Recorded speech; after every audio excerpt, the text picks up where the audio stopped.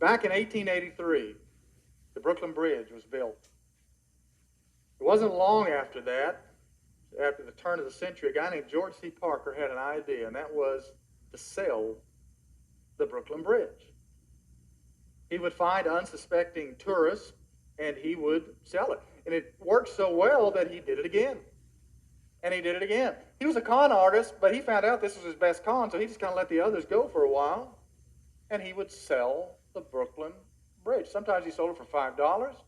Sometimes he sold it for $50,000.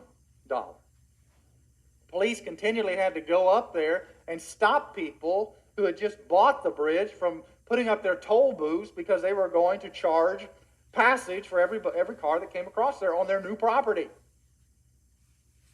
This worked so well that George C. Parker eventually started selling other things like Madison Square Garden, Grant's Tomb, and the Statue of Liberty. Police finally caught up with him in 1928 and sent him to prison. P.T. Barnum said this. He denies he said it, but his history says he said it. A sucker is born every minute.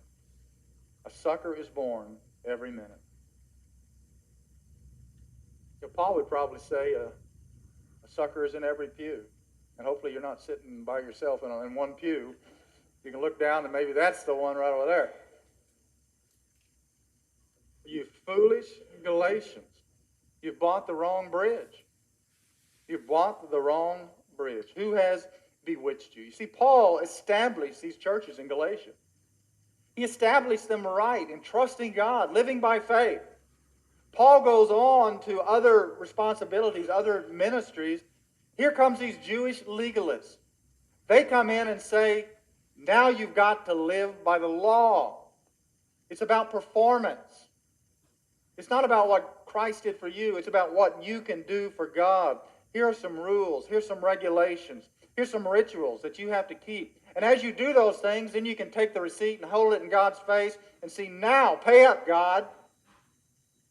Paul said that's not right at all. The only bridge is the cross. That is the only thing that spans the gulf. And it's not only about getting saved, it's about living the Christian life as well. It's not about our performance, it's about His performance and learning what that means for us.